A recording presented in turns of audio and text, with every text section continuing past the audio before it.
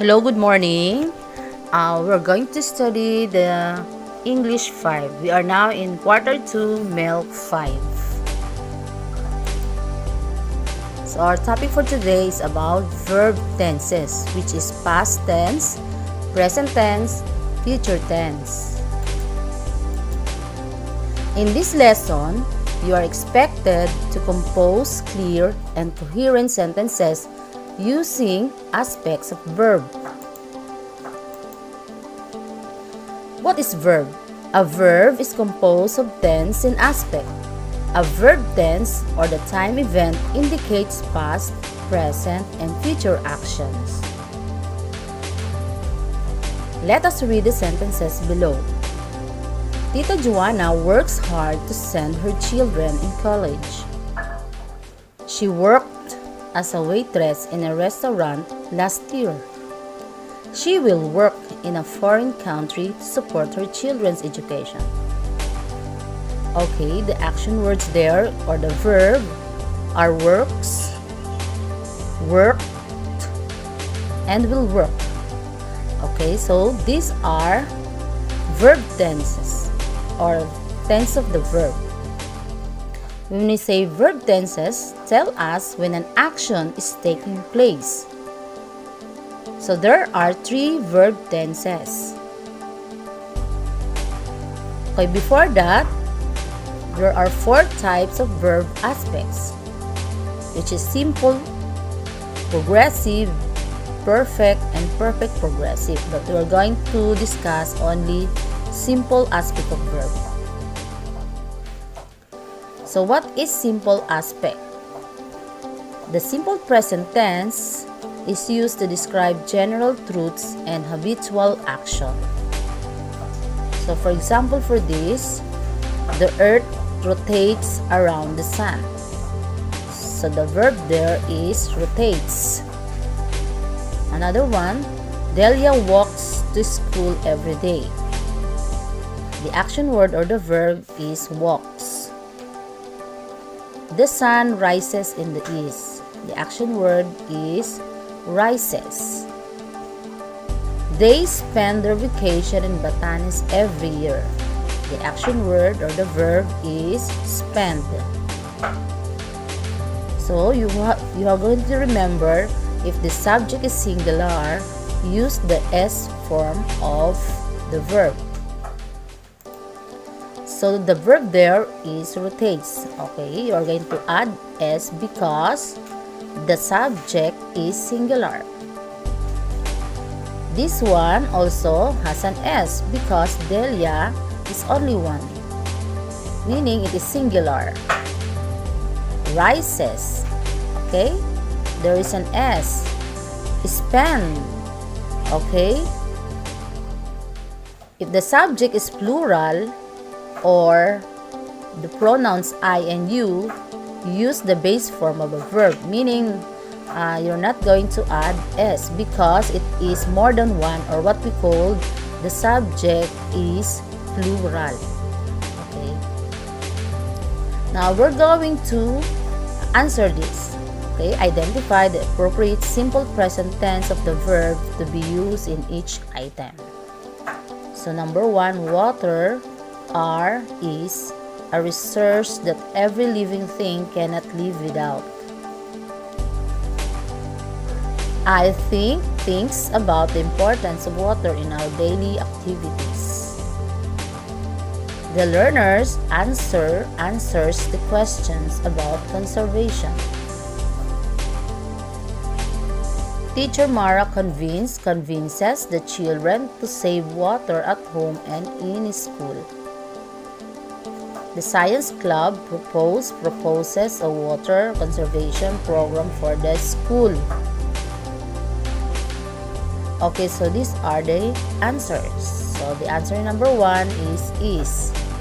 Number 2, think. Number 3, answer. And number 4, convinces. Number 5, proposes. Okay? Now let's move on to the simple past tense. The simple past tense is used to express an event or habitual action that was completed in the past. So meaning to say an action that already took place. Okay, it's done. Okay, so example, letter A, the children watch a documentary film. It rained almost every week last month.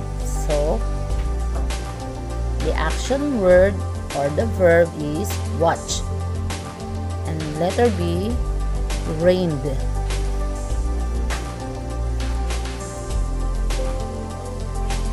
So identify the appropriate simple past tense of the verb to be used in each item. So you are going to add D or ED if it is in the past tense. So number 1, the tourists went to Palawan last month. Number 2, she heard about its beautiful spots through ads. Number 3, I remember my trip to Palawan 5 years ago. That is my first and only airplane ride so far. We had to have a 3-day tour in that place. So these are the answers. The number 1 answer is went. So this is a regular verb of past tense. You're not going to add D or ED, but you have to change the word of the verb. Number 2, heard. Number 3, remembered. So you're just going to add D. Okay, ED. Number 4, was. And number 5, had. So when we say irregular verbs, it is in the simple past and in ed. It ends in ed. If the base form ends in e, add only d. If the base form ends in y, after a consonant, change the y to I and add ed. So, example, she moved back to Kenya. So, just add d only. Okay? Because the base form ends in e, add d. She planted trees, add ed. She studied biology, change y to I and add ed. Time expression come at the beginning or at the end of a sentence. Last week, she traveled to Norway. So this last week is the time expression. When did she travel to Norway? Last week. So it's done already. Okay? It's already took place. Okay? Next, her parents visited the capital city a year ago. Visited, add ed. When did her parents visited? A year ago. So it was already done in the past. This morning we listened to the news about her award. Listen, add ed. When did it happen? This morning. So that is what we call past tense. Irregular verbs have different forms in the simple past. So win becomes won in the past form. Teach, taught. So that is irregular verb because you're going to change the spelling. You are not going to add d or ed. That's why we called it irregular verbs. So these are examples of irregular verbs. Eat, ate in the past form. Drink, drunk. Go, went. Sit, sat. Ring, rang. Teach, taught. Write, wrote. Fly, flew. Drive, drove. Make, made. Do, did. Stand, stood. So let us answer this.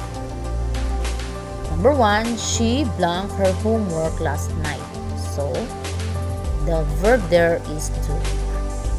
So the answer is did. Number 2, we blank around the track in PE class yesterday. Run. Okay, the answer is ran. Number 3, he blanked to the store last week to buy apples. So the answer is went. My teacher made a new pencil. Okay, my teacher blanked me a new pencil. So that is gave. Okay. So in letter C, the simple future tense is used to express an action or habitual action to take place in the future. It is an action that is going to happen. Okay? It's not yet happening. Example, they will celebrate the United Nations Day in October. After December, Richard will take the train to work every day. So what you're going to do is to add will only plus the base form of a verb. So, take. In future tense, you're going to add will. Okay? Remember, use will or shall plus base form of a verb. You're going to add only will plus base form. Okay? So these are examples. Drink, will drink. Go, will go. Sleep, will sleep. Read, will read. Study, will study. So what are the time expression? Tomorrow, tonight, next year, next month, next week.